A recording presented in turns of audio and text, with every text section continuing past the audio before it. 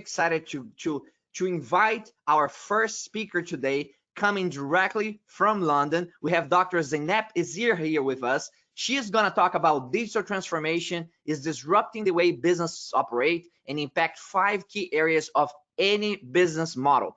So I'll do a quick introduction on Dr. Isir here. She is a passionate, driven, and ambitious digital transformation scholar, influencer, and commentator, specializing in the implementation of intelligent automation solutions, which combines RPA with artificial intelligence, specifically in the areas of financial services. She has comprehensive investment and asset management, business development, and client relationship management experiences across various asset classes, and has led teams in London, New York, and Istanbul. Her academic research has focused on RPA implementation in client services of global institutional investment management firms. Dr. Isir, it's a real pleasure to have you with us. Thank you for sharing your expertise with our global audience today. Jose, thank you so much for having me. I've watched the presentations yesterday and they were fantastic. And it's very tough to follow up on a successful day yesterday, but here we go. I'm the first one. So I really aim to share at least one information that our panelists or participants, our delegates have not thought of before. So hopefully I'll hit that. I'm going to now share my screen and jump into our presentation. So I know that in these 3 days, information-filled 3 days, we've had the opportunity to find out about many aspects of RPA, artificial intelligence, and intelligent automation. I'll be providing you with a high-level information on how RPA has impacted the banking, financial services, and insurance sector, and how it continues to be a matured digital transformation tool. I know that some of the information I'll share will be basic, but we have a lot of participants who are watching from different areas of businesses, so some of the definitions may be a little bit basic. So the agenda is to go over the BFSI landscape and how RPA augmented and enhanced organizations that adopted it.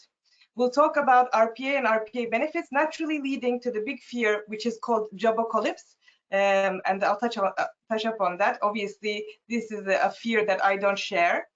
Then we'll move on to addressing these fears by talking about the 5 Ps of digital transformation. And that's the model that can be applied to any business model. In a digital transformation journey, there are 5 key elements that need to be addressed. Then I'd like to put on some survey questions. Well, I have some survey questions that I will share answers with you. We will not do the survey today. The survey was done by SS&C across 50 large insurance companies in North America last year. And today, due to the technical difficulty, I won't be able to run it this time around, but hopefully another time. So here we go, let's go. The banking, financial services, and insurance sector has been under enormous pressures even before the pandemic hit. The change in client needs and a lot of customization demands meant less scalable client servicing, and margins kept shrinking and regulatory requirements became more and more cumbersome. So these major pressures, there was a need for companies to find ways to differentiate themselves. That's really where I've done my research when I was doing my doctorate. I wanted to find out what is a way that insurance companies and investment management companies can enhance their businesses, reduce their costs. How will they be able to do this?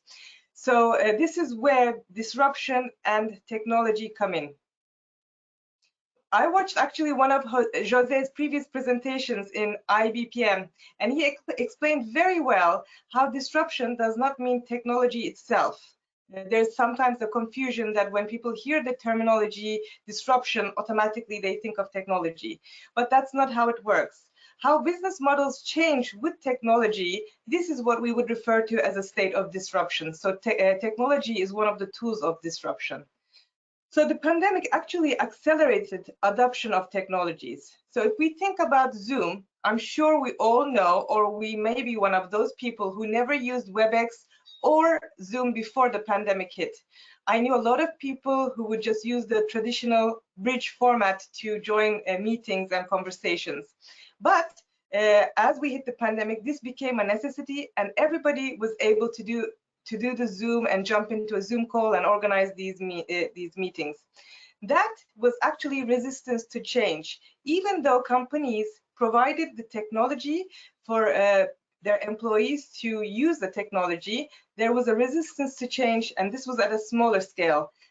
Throughout this presentation, when I talk about resistance to change, please remember this example, that even though we had the ability to use Zoom meetings, it was not widely used, and some people would even refuse to use it.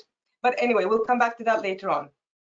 I also want to address the continuous improvement timeline that you see here on the bottom of the screen.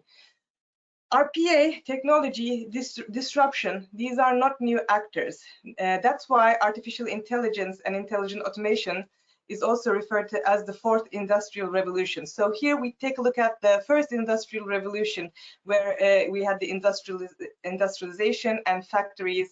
We had the industrial age. Then we moved on to the 70s with total quality management, 70s and 80s.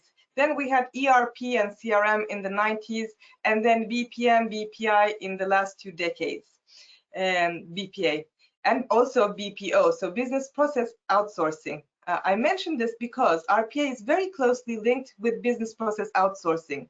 It's aimed at reducing the manual, repetitive, mundane tasks that are vital for the company, but incredibly boring and manual for the ones who are executing the tasks. I know because I've been in the back, middle, and front offices of large investment management firms for a long time, and I love to refer to Charlie Chaplin's Modern Times, where we feel like factory workers and where we're just part of a big machine. So I'm just going to show you a quick video of what I mean. Bear with me.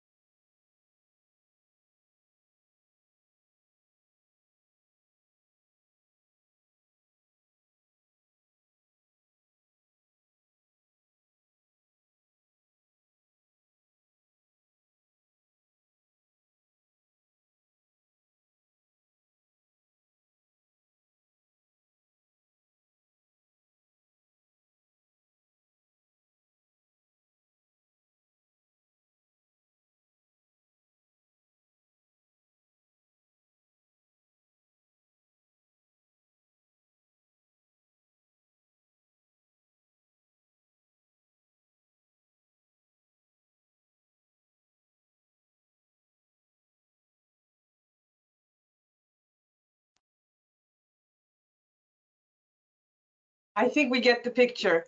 I wanted to show this because a lot of times people do feel like they're part of that machine and working, and instead of feeling like people, they're feeling like they're machines. So what RPA does is RPA aims at removing the robot out of people. And I really like that because that's really how RPA has infiltrated in our world. I want to make sure that you are able to see my screen. Yes, perfect. So I'll move on to RPA. So RPA itself is not smart. I've been studying RPA since about 2015 and 2016 as part of my doctoral research. When I first started looking into it, it was the best thing. Oh, I think there's a comment. I'm just going to take a look at a comment. Jose, if there's some comment, please do interrupt me, because I do see that there's a red bubble coming up. Yeah, no worries. I'm capturing those for the Q&A. Just go ahead. Right, perfect. Thank you so much. So RPA, I was talking about when I started studying RPA, that was around 2015 and 2016, and it was the best thing. And I was really happy to have found this topic that I could write a doctorate on and do a research in, and at the same time, it would enhance the way that I do my work, that I would contribute to my business. But then it was said, no, RPA is not the best thing. It's only a band-aid solution. It really doesn't work. And a lot of companies who were early adopters of RPA, they were disappointed that they were not seeing their expected return on investments. And that was a bit of a disappointing moment in the RPA timeline. And then RPA was hooked up with artificial intelligence, and then we call this intelligent automation, and that's when everything really got to be more interesting.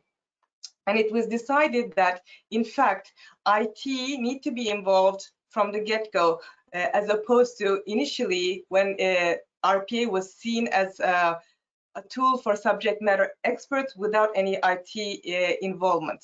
So this thought was quickly moved to IT needs to be involved, the senior management, C-suite need to be involved, but also we quickly discovered that every segment of the workplace, the organization, every employee really needs to be involved and onboarded in automating projects. Here we see the transformation matrix. So I wanted to show where RPA sits, but I do realize that we have an audience who are really experts on RPA. So I won't spend too much more time on it, except just to re-emphasize how business process outsourcing is the tasks that are suitable for outsourcing are the tasks that are also very suitable for RPA and automation. So moving on to RPA benefits. I like to talk about here from disruption to transformation and from moving from tactical solutions to strategic solutions faster. Working in the investment management industry, we would face problems, and every time we had a problem, we would come with a tactical solution and a strategic solution. We'd inevitably have to go through tactical solution and hardly ever have the time to reach the strategic solutions, and now with RPA we can actually reach these strategic solutions faster. And RPA benefits its efficiency. We can the processes are improved, and we can redeploy the resources, not only from bots perspective, but also now the employees, such as myself, focused on client service, I can actually focus on the client servicing as opposed to publishing reports or copy pasting information or running macros.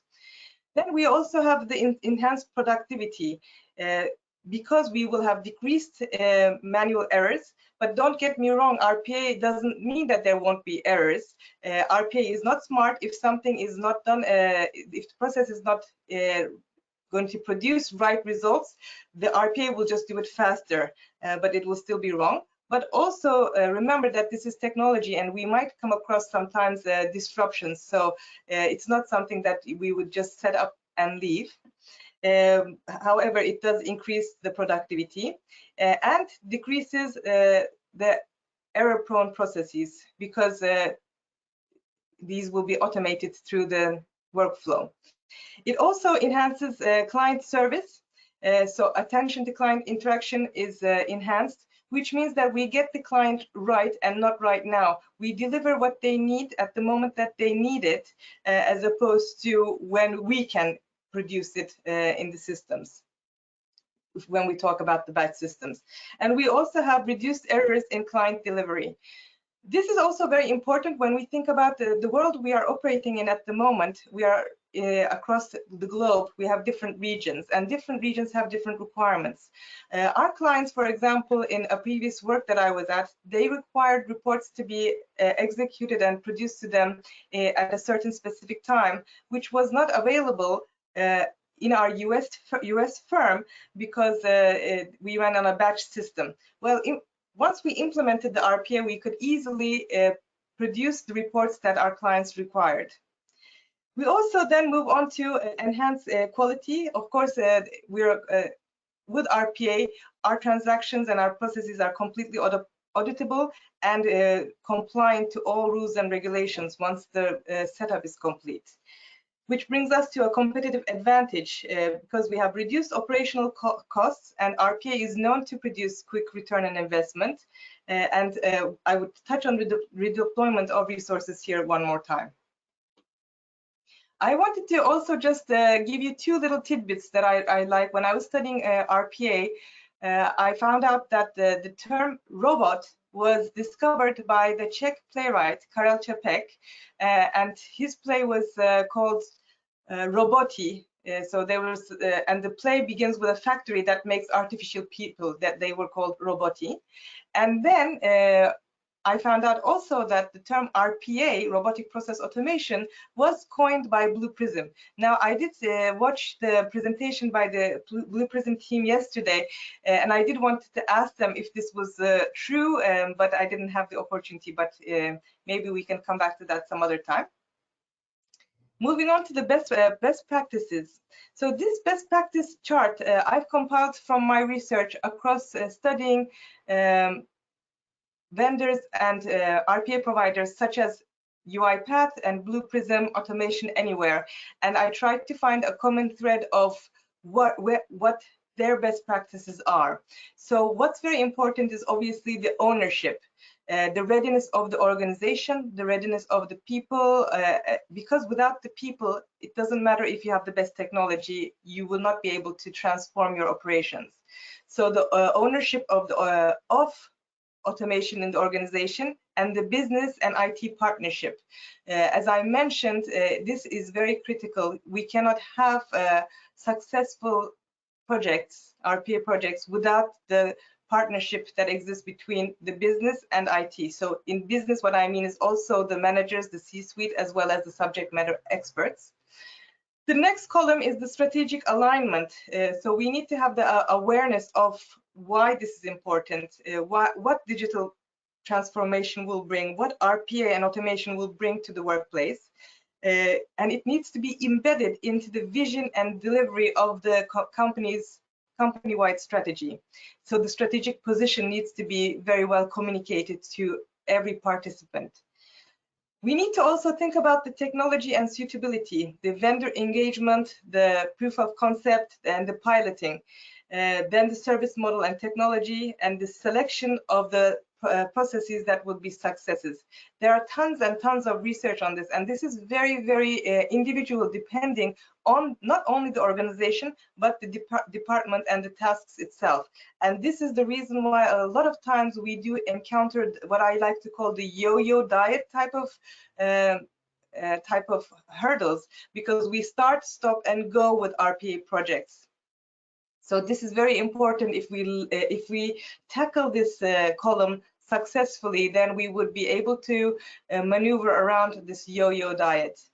And then the change management. This is, I think, for me, the most important and the most simple one in our transformation journeys. So we definitely need to have an established center of excellence, so that we can do the expansion of our digital transformation. And I want to talk about the people and cultural acceptance. While I have another short video, but before I go to that short video, I want to share an experience with you about change management. When I was studying my MBA, we had a group of students talk about change management. So instead of the professor, the students were to present, in the change management, what they said was, everybody go and sit to different seats and talk to someone that you haven't spoken to before. And what happened was everyone changed their seats and we talked to other people, and then the presentation began, and the students made a fantastic presentation on what change management was and how it was important and how consistently reminding of the new state was very important. And then it was a break. After the break, everyone came back to the seats and everyone sat to their original seats, not to the new ones. And this is a very, it stayed with me very much, because then the students said, this is what happens if you don't consistently remind the new structure, the change, there will always be problems. So this has stayed with me. I wanted to share it with you. And now I will share another video.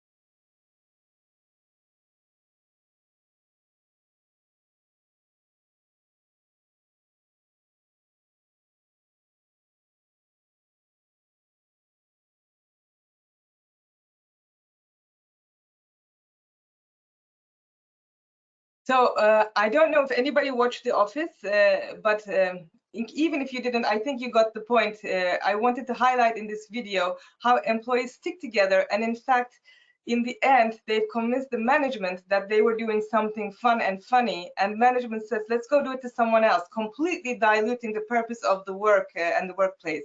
So ownership at all levels is so important. It would have been different if Pam, who's the secretary, had been onboarded with a digital transformation or an automated telephony system, and she would actually benefit from it. If she was aware that it could be like another vending machine, she refers to it, oh, there could be a vending machine, which she enjoys at the moment. She could have actually been on board and had the vendor speak with the management. So at the risk of aging myself, anyone remember the fruit and sweet trolleys and how then we had the vending machines come up and those were displaced and we no longer have those. But anyway, so moving on, I will talk about Jobocalypse. This is just here to let you know that there are many studies in how the workforce will look in the future. The only thing I want to emphasize is that there's currently a technology skills gap. Technology is advancing much faster than the skilled employees. So what I like to focus on, and my research is now focused on, is upskilling and reskilling. Just last week, I saw an article about a major insurer who's investing in upskilling and reskilling project. And this, I think, is where we have to put our focus on, because technology may have been an enabler of disruption, but without the people, organizations cannot digitally transform. Another reason why I find that upskilling and reskilling is very important in the digital transformation journey is because we also need to make our businesses future-proof. The upcoming generation will not want to be spending their time on the boring and mundane repetitive manual tasks. They are digitally born. So here I will speak to you a little bit about the digital transformation and the 5 elements that I find quite important. So we talked about the process and the product. As we discussed, we have to understand which processes to automate. Not all processes are good for RPA. There might be better ways to do it. So it's a wrong approach to say, let's have thousands of bots or millions of bots and let's let's automate everything. That would be the wrong approach. What we should consider is really dissecting the processes and really identifying which processes would be best suitable and how can we get from our current state to what is our desired state. How can we get there? I was going to then talk about the platform and the technology, which is the vendors and the system. I've also spoken with a lot of companies. They've suffered from heavy duty customization, where they've customized a lot of their processes with their vendors. And now that technology is advanced so much, they're having now difficulty adopting, and they're having a difficult time also undoing all of these customizations. So when we talk about the survey in a couple of slides down, I think we'll touch more upon that. The next element is the employee experience and the client experience. I like to talk about the employee experience, as I mentioned, the employees upskilling and reskilling projects, which is the G of ESG. And so everyone is very aware of the importance of ESG and sustainable investing and sustainable businesses. And G, which is the governance part of it, touches on how we treat our employees and how you future-proof the workplaces. And lastly, the project management. This is why at the beginning when I was talking about disruption, it's not necessarily about technology. Project management has been around for decades and decades, and a successful change management plan and a project management will ensure a successful digital transformation journey. I was taking a course on digital marketing at one point, and I thought everything would be, this is the years ago, everything would be on my phone, everything would be on the laptop. I was quite excited to have my my iPad with me, but interestingly, the course was held with a whiteboard and lots of post-it notes. So even though times change, there are certain things that remain the same. So it's a good business sense to have a clear project management plan. I actually did have some survey questions to launch, but unfortunately, due to technical issues, we won't address them at the moment. But I do want to touch up on what our findings were. So 50 leading North American insurance companies participated in this survey with assets under management ranging from around 1 billion to 100 billion. So here we go. I will just open on my other screen some of the questions that we were talking about. So the question here is, how long has your organization been using its current investment and accounting solutions, solution or provider? Here we say that change comes slowly because investment accounting and analytics providers can profoundly impact everything from the ability to submit timely and accurate annual, quarterly, and any kind of reports to regulatory authorities, and it manages cash flows and investments and portfolio risks. So this is very interesting. While most companies surveyed have been using the same system provider between 1 and 10 years, a significant percentage had been in the same solution for more than 10 or even 20 years. What this means is that there is a difficulty in replacing our legacy systems. We all know about the legacy concrete, but also I'm just conscious of time. I think I have 1 more minute, so I'll just go over to the next 2 slides very quickly. So here, around 78% of respondents need to pull data from one or multiple accounting systems into a separate system for risk analytics. 60% do the same for performance analysis and 72% for compliance monitoring. And then we have here intelligent technologies gain ground. In SS&C survey, only about 20% of respondents said that they are using some form of machine learning, RPA, or predictive analytics today. I was really curious to see what would have happened if we were able to do this at the moment after the pandemic and in a different region with a wider sector impact. I'm pretty sure this number would be much higher. And then the outsourcing option is outsourcing is some of the technologies and activities has the potential to alleviate some asset management, diversification, and the challenges. So here I will tell you about the numbers we have. Notably, investment management, 39% of investment management and 32% of investment accounting and 29% of trade settlements. Only around a third of respondents do not currently outsource anything. So outsourcing is actually a quite useful way of entering your digital journey. And I think this is where I will say thank you. These are topics that I really like to talk about, and I had to rush through it. As you can see, I have much more to say, so please feel free to reach out to me, and I'm happy to continue this conversation. Thank you, Jose.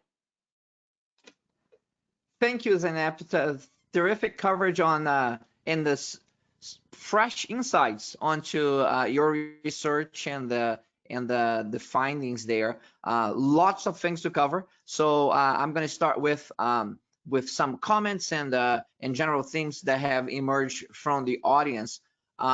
It's interesting. One of the comments that came up is that taking the machine out of the person sounds very noble, but a lot of people's personal experiences that enterprise are taking the person out of the machine by investing in new technologies and really not investing on the people much at all. It's interesting if you look at how much money is invested in technologies versus people development. It's not even close. So it sounds noble, but there is a fear of automation that's out there. I'm just curious about how you are seeing that in the marketplace, in the industry, how organizations are dealing with that perception. Yes, so thank you for this interesting question, and it is a very, very important one, and this comes to that resistance of change and the jobocalypse area. I have a 13-year-old daughter, and for example, I tell her not to worry so much about she's not very academic, so not to worry so much about academics. She's very much interested in drama, and I tell her to pursue it because I've been doing some research and I found out that, for example, the jobs of the future, 85% of them, they don't exist today. So there would be jobs such as psychologists for the robots, for artificial intelligence, or how to model artificial intelligence. When we think about Penang and the insurance company in China, when someone calls them up, the robot, the artificial intelligence can pick up what type of a day this person is having. So it's not loss of jobs, but a creation of jobs. I also, on my presentation, I mentioned that last week I read about a large insurer investing heavily in upskilling and reskilling. So I think we may be coming behind, but this investment into the people is on its way. That's a great perspective. I think that you're on to something that's really happening. You know, there are noble there are noble reasons and there are economic reasons, and then ultimately, if you study economics, economic behavior tends to rule. And one of the things that we are experiencing is that there has been a shift towards, you know, if we still need people, we need people to catch up with the technologies that we're using. We need to develop them, and we need to develop some of the other skills, like you mentioned, like collaborative leadership skills and innovation execution skills. There are not so easily automated. Very well. I'm gonna go into a next one here. As a matter of fact, as a follow-up on this, I'm curious if you, in your research, if you looked at any comparisons between investments in technology versus investment in the people development. I probably not, but since this is a question that came up a number of times here, I just want to confirm. Was there anything in your research that looked at investments in technology versus investments in people to have a feel for how much is being invested in each area? Not at all, but I would be curious into that at the moment. As I was mentioning now, my next research topic is looking into upskilling and reskilling employees. My original research, which I started in 2015, was, is RPA the right solution? Is RPA good? Effectively, if we take a look at it, you know, from the basic, is RPA good? Is that the right solution? So I wasn't really looking into the digital transformation. Anyway, at that time, the concept of this digital transformation was not in the books. Now that RPA has matured and it sits within the digital transformation journey, when we look at the digital transformation as a whole, this is where we would need to look at it. But I myself have not done that research. I don't have those numbers.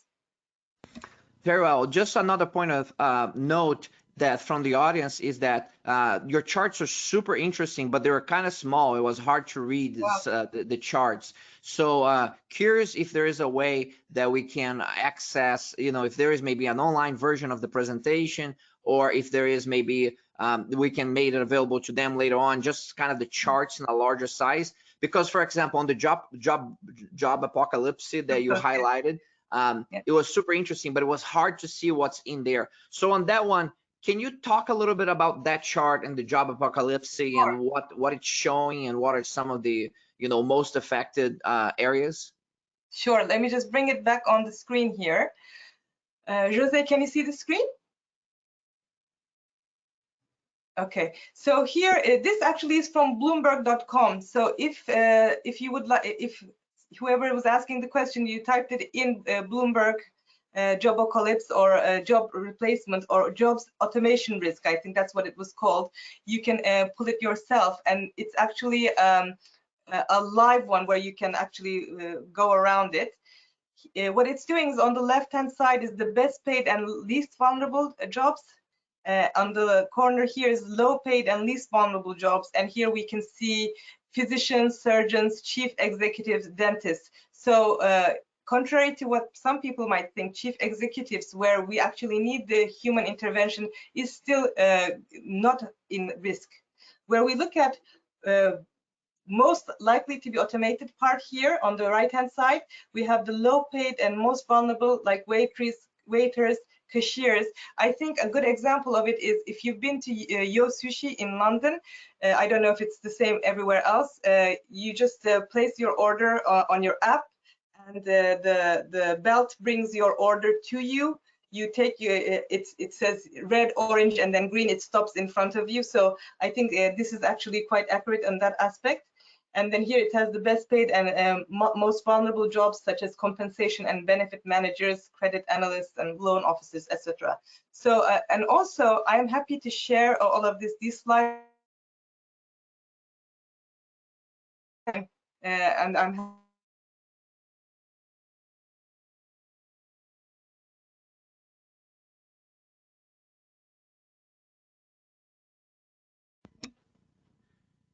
Your video had a little bit of an interference there.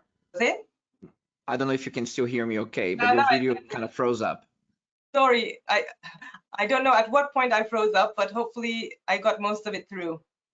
Yes, your audio sounds clear. So just so you know, just let's carry on. Your video has frozen up, but it's good because you're still on screen and we can hear your audio clearly. You're just not moving right now. But as long Okay. as we can hear your audio, we can carry on with no problem. Sounds good. So Zainab, let's talk about another angle here, which is the one that you talk about outsourcing, you know, through the BPO, if you will, and then the use of automation for outsourcing. And I'm curious about what would be your recommendation around outsourcing or building capabilities in-house on that decision making? How are organizations tackling that? Thank you, Jose. This is a question that I come across quite often, and it really, again, depends on the organization. Some companies do like to build these capabilities in-house, and they have the ability, whereas some companies don't want to invest in these technologies in-house. And at that point, outsourcing is a great way to partner up. And there are companies do offer outsourcing and co-sourcing, so it doesn't really have to be one way. Technology is so advanced that I think at least companies who are thinking about it should go and meet with solution providers. Then they can make an informed decision. They shouldn't be afraid.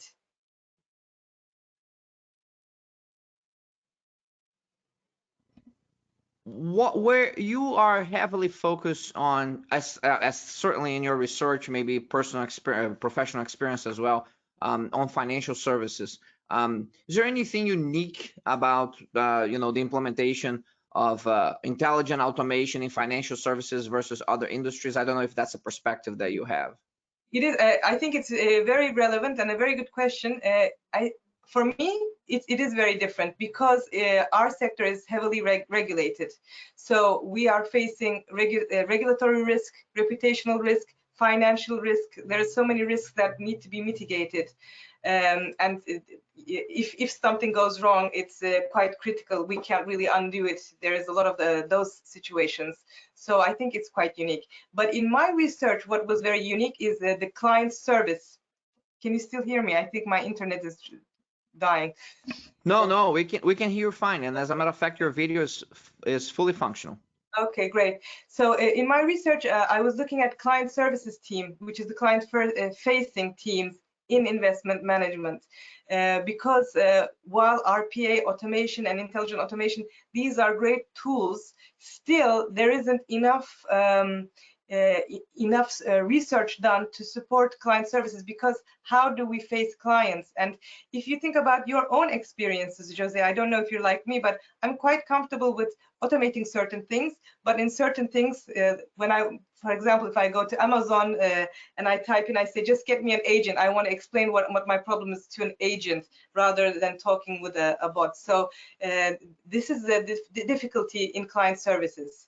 That's where my research, I think, is quite interesting and different. And Zainab, I'm curious about your the impact of the global pandemic on the findings that you have had. What do you consider to be the impact of this massive transition in society that we had because of the pandemic, and then in organizations as well? What have you experienced, and from a research standpoint, what are some of the things maybe you're watching for? I'm very interested in seeing this the new normal, the new working environment where we won't be going into the offices. This is certainly accelerating the artificial intelligence. And in my research, where I was talking about resistance to change, it's really actually breaking that resistance and enabling people to be more comfortable with technology, working along technology, and understanding that technology can help them. So actually, this upskilling and reskilling is in a way happening. So when we think about how large organizations responded, I'm talking about the banking, financial services, and insurance companies, we were quick to recover from having to work at home. from one day to the next, because already the infrastructure supported a lot of security. Already people were enabled to working from home, and now it's just become more of something that can be a habit or more normal. But what I'm very more interested in is the psychology that goes behind it. So psychologically, I feel, and what I'm observing at the moment is a big anxiety about this new normal. What is this going to look like? So coming out of the pandemic is something I think as scary as it was going into it. Maybe more, because we didn't know when we were going into the pandemic, but now we know it's coming and we don't know what it's going to look like. So it's causing a lot of anxiety in a lot of people. True, and I think that that's a very good perspective, and that's happening at all levels. You're seeing that even with CEOs of very large, well-known organizations that are reacting sometimes in a quite emotional way about this whole transition back to work, and where some had made announcements before that we would have a dispersed workforce working from home and it's the new normal, and then there has been a few changes of heart lately where they publicly have said, now, no, I want everybody back in the office because this is not working. And so it's going to be interesting to watch that psychology and transition that different companies, depending on their culture, will go through. Let me finish by asking one final question here from the themes that have been brought up by the audience. And that goes back to the heart of what you just talked about already a little bit, which is upskilling and reskilling.